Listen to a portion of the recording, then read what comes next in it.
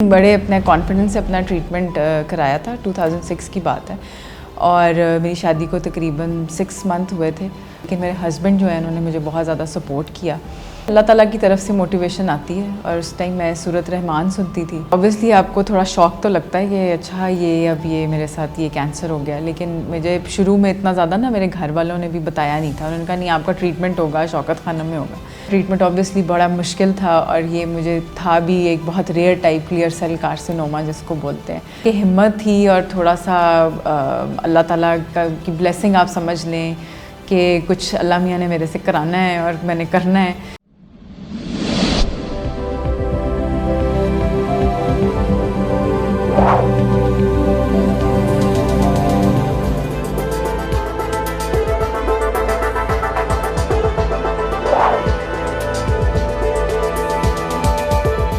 السلام علیکم ناظرین، شیئرنگ آف پروفیشنل وزڈم کے ساتھ میں ہوں علی رحمان خالد. آج ہم ایک بہت ہی منفرد انٹرویو آپ کے سامنے پیش کرنے جا رہے ہیں. آج جو مہمان ہمارے ساتھ موجود ہیں انہیں 2006 میں کینسر ڈائیگنوز ہوا اور اپنی ہمت، کوشش، لگن اور اللہ کی عطا سے یہ 2007 میں ہی ریکور کر گئیں. لیکن اس دوران انہوں نے کیا کیا مشکلات دیکھیں، کس ٹریٹمنٹ سے گزریں اور کس طرح انہوں نے اپنی موٹیویشن کو برقرار رکھا، یہ ہم جانیں گے ان سے گفتگو میں. اور اس کے بعد انہوں نے اپنی بھرپور زندگی گزاری. یہ بطور فیشن ڈیزائنر بھی کام کر رہی ہیں، اپنا برانڈ بھی لانچ کر چکی ہیں اور ٹرینر کے طور پہ لوگوں کو موٹیویشن بھی دے رہی ہیں.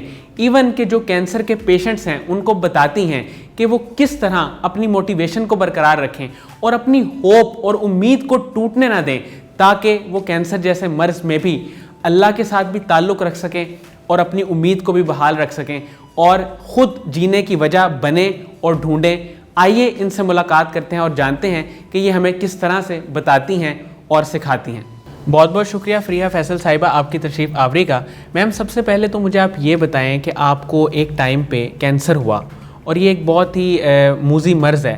آپ اس سے لڑیں، آپ نے ہمت نہیں ہاری اور 2006 سے 2007 میں ایک سال میں ہی آپ نے اس کو ریکور کر لیا. اور اس کے بعد ظاہر ہے کہ تھوڑی بہت مشکلات سے گزر کے آپ نے اپنا کام شروع کیا. آپ ٹریننگ کی فیلڈ میں آئیں، ڈریس ڈیزائننگ کی فیلڈ میں گئیں. یہ سارا سفر آپ نے کیسے طے کیا؟ اس وقت آپ کی موٹیویشن کیا تھی جب آپ کینسر ڈائیگنوز ہوا تھا آپ کو؟ اس ٹائم بس ایسے تھا کہ میں نے بڑے اپنے کانفیڈنس سے اپنا ٹریٹمنٹ کرایا تھا. 2006 کی بات ہے اور میری شادی کو تقریباً 6 منتھ ہوئے تھے اور اس میں بس یہی تھا کہ شاید اتنی مطلب شادی نہ چلے اور یہ. لیکن میرے ہسبینڈ جو ہیں انہوں نے مجھے بہت زیادہ سپورٹ کیا اور ٹریٹمنٹ جو تھا وہ میں نے بڑے کانفیڈنس سے کرایا اپنا. کہ مطلب میرے ڈاکٹر اور میرے باقی جتنے لوگ تھے وہ کافی حیران ہوتے تھے کہ آپ نے اتنا اچھا ٹریٹمنٹ کرا لیا. اور باقی موٹیویشن یہی ہوتی ہے، اللہ تعالیٰ کی طرف سے موٹیویشن آتی ہے. اور اس ٹائم میں سورت رحمان سنتی تھی تو اس سے مجھے بہت زیادہ موٹیویشن ملی اور ٹریٹمنٹ ہو گیا کمپلیٹ اور میں ٹھیک بھی ہو گئی. میم جب آپ کو کینسر ڈائیگنوز ہوا 2006 میں، اس کے بعد آپ کا فوری طور پہ رد عمل کیا تھا؟ اس مشکل حالات میں آپ نے کیسے اپنے آپ کو سنبھالا؟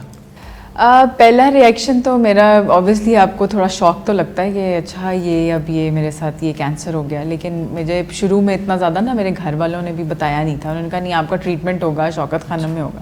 تو آہستہ آہستہ جب وہاں میں پوری میں چلی گئی تو پھر مجھے پتہ چلا کہ اچھا یہ تو میرا کینسر کا ٹریٹمنٹ ہو رہا ہے.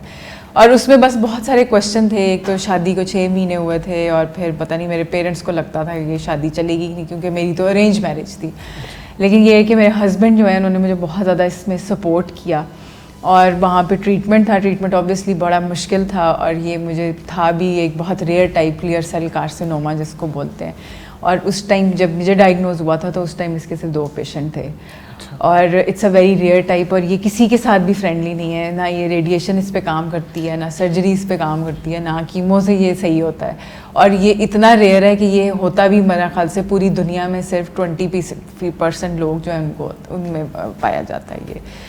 تو پھر بس وہ یہی تھا کہ ہمت تھی اور تھوڑا سا اللہ تعالیٰ کی بلیسنگ آپ سمجھ لیں کہ کچھ اللہ میاں نے میرے سے کرانا ہے اور میں نے کرنا ہے. تو اس وجہ سے بس اس نے پہلے میں اس سے نکلی، اس سے سیو ہوئی اور پھر اس کے بعد بس اپنی لائف اچھی گزارنے کی کوشش. میم آپ نے اس کا ٹریٹمنٹ کب شروع کیا اور پھر کیسے آپ फुली तौर पे इससे बाहर आई? हाँ, 2006 में ये ट्रीटमेंट जब स्टार्ट हुआ था, और मेरा जो ट्रीटमेंट था वो ज़्यादा रेडिएशन बेस्ड था. मुझे कीमो लगी थी, लेकिन मेरे कीमो से जैसे वो बाल ख़त्म हो जाते हैं ऐसा कुछ नहीं था. बहुत मतलब लाइट सी वो थी, क्योंकि ये कीमो फ्रेंडली भी नहीं है. तो बस फिर उसके बाद जब ट्रीटमेंट सारा कंप्लीट हो गया, तो और तकरीबन 3 महीने का ट्रीटमेंट था. उसमें बस यही होता है कि कभी स्कैन हो रहा है आपका, कभी कुछ हो रहा है, और इस तरह से बस फिर. और फिर इसमें एक थोड़ा सा टफ टाइम भी आता है कि इसमें जब रेडिएशन होती है, इसमें एक वो होती है ब्रेक की थेरेपी. उसमें आप एक कमरे में आइसोलेटेड होते हैं, बिकॉज उसमें रेडियो एक्टिव मटीरियल होता है, और वो बाकी लोगों के लिए जो है वो ठीक नहीं होता, और उसमें कोई आ भी नहीं सकता ज़्यादा. तो उसमें दौरान मुझे अभी तक याद है कि मेरे 12 टाइम आपको इजाज़त होती है, कोई भी अगर जो पर्सन है वो आ सकता है, और वो भी उसने एक सर्टन डिस्टेंस पे रहना होता है. तो वो मेरे हस्बैंड जो है वो काफ़ी दफ़ा आते थे, तो मैं उनको फिर 1-2 दफ़ा मुझे उन्हें डांटना पड़ा कि प्लीज़ आप मत आएँ इधर. तो फिर जाके वो थोड़ा सा ज़्यादा हो गए. तो मतलब एक आपका मुझे लगता है अच्छा साथ होना भी बहुत ज़रूरी है इसमें आपके ट्रीटमेंट में.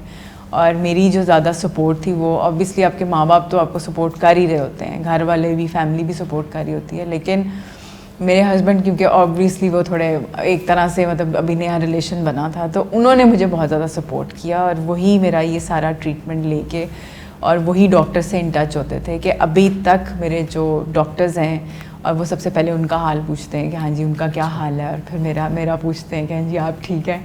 तो इस तरह से वो अभी तक मुझे सपोर्ट करें. हालांकि उनको पता था कि शायद, क्योंकि डॉक्टर ने पहले ही बता दिया था कि शायद बच्चे ना हो सकें, लेकिन फिर भी he is my support. Ma'am आप रिकवर हुई, उसके बाद आपने अपनी ज़िंदगी को दोबारा नए सिरे से शुरू किया. आप फैशन डिज़ाइनिंग की तरफ आई, ट्रेनर बनी.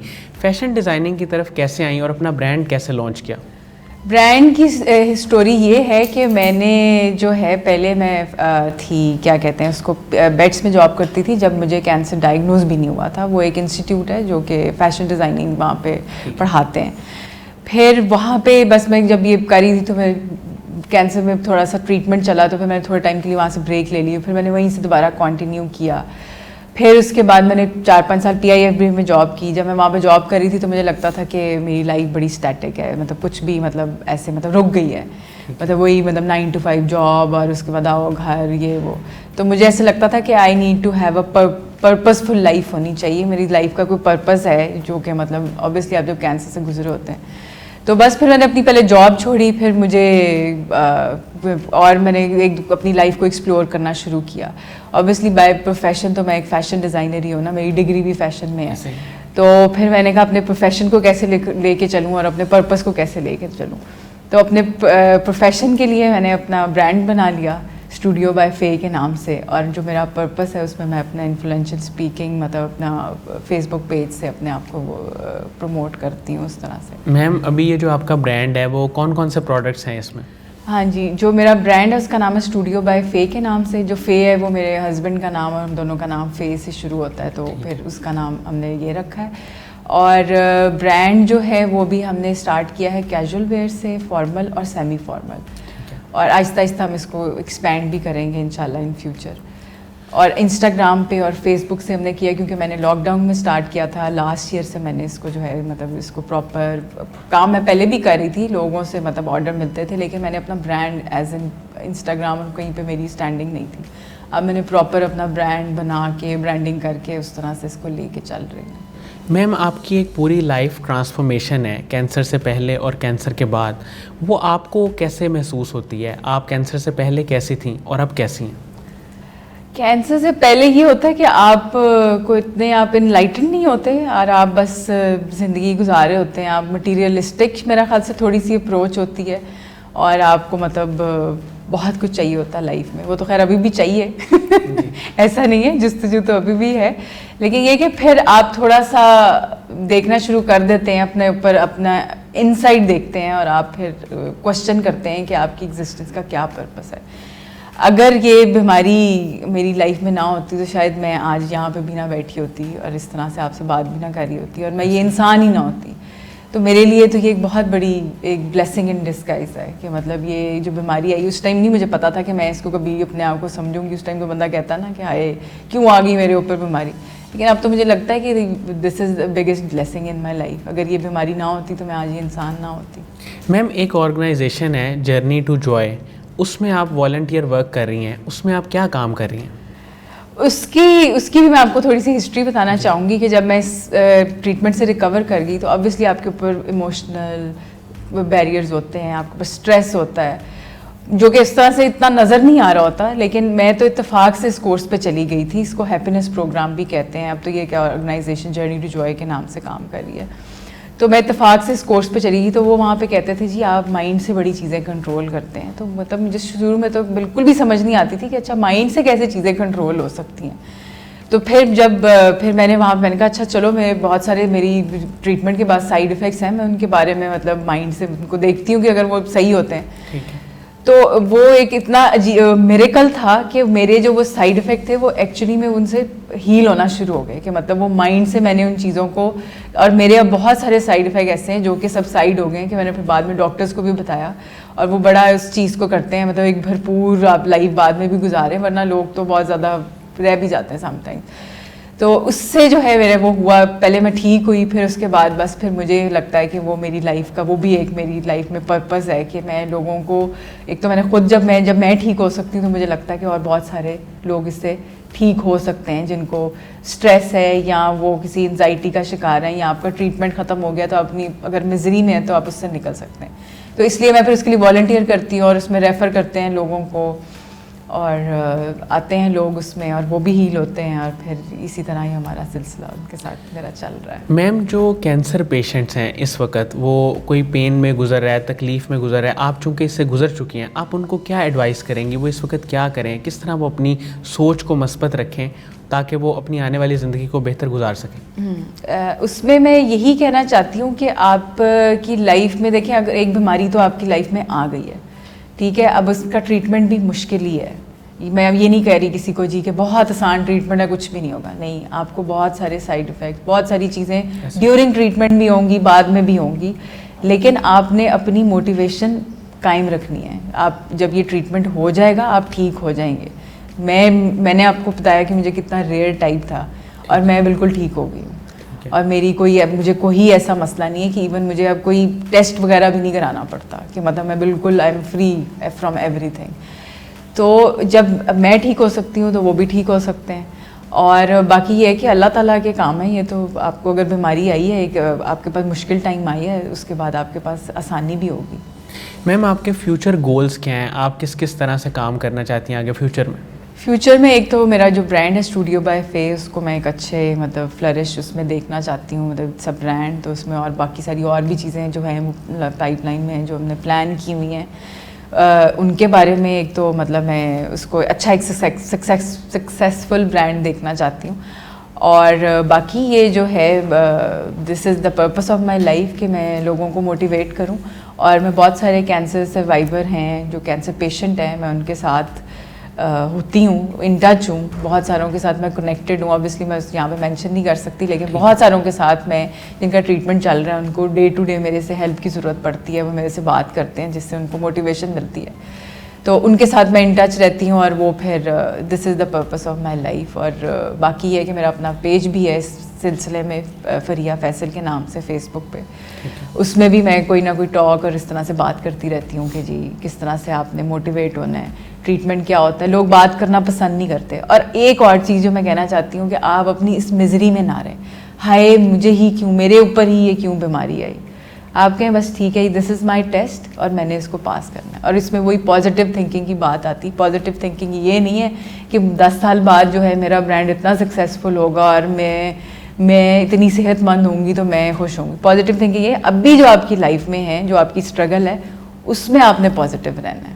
میم آپ اس سارے سفر میں کن لوگوں کا شکریہ ادا کرنا چاہتی ہیں؟ شکریہ کی تو بہت لمبی لسٹ ہے. مطلب میرے تو بہت سارے مینٹورز ہیں جن کو میں تھینک بولنا چاہتی ہوں. اس میں سب سے پہلے تو میرے ہسبینڈ ہیں جنہوں نے مجھے بہت زیادہ سپورٹ کیا.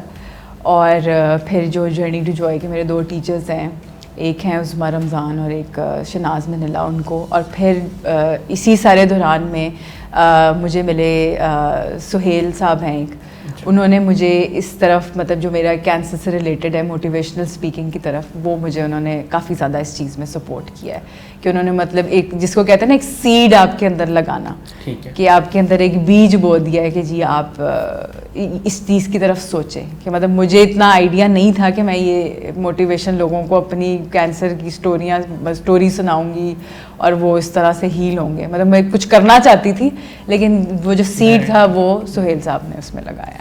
میم قاسم علی شاہ صاحب کی ایک فاؤنڈیشن ہے, ان کا کام ہے, ان کی بکس بھی ہیں, ان کے ویڈیو لیکچرز بھی آپ نے سنے ہوئے ہیں. ان کے بارے میں, ان کے کام کے بارے میں آپ کیا کہیں گی؟ ان کے کام کے بارے میں تو میں یہی کہوں گی کہ وہ بہت اچھا کام کر رہے ہیں. کیونکہ میں اپنی ایک سٹوری سنا سکتی ہوں. جب میں نے پہلی یا دوسری ویڈیو بنائی تھی تو میرے کو ایک جاننے والے ہیں, انہوں نے میرے اس میں نیچے لکھا ہوا تھا کہ I think this is going to be the next Qasim Ali Shah.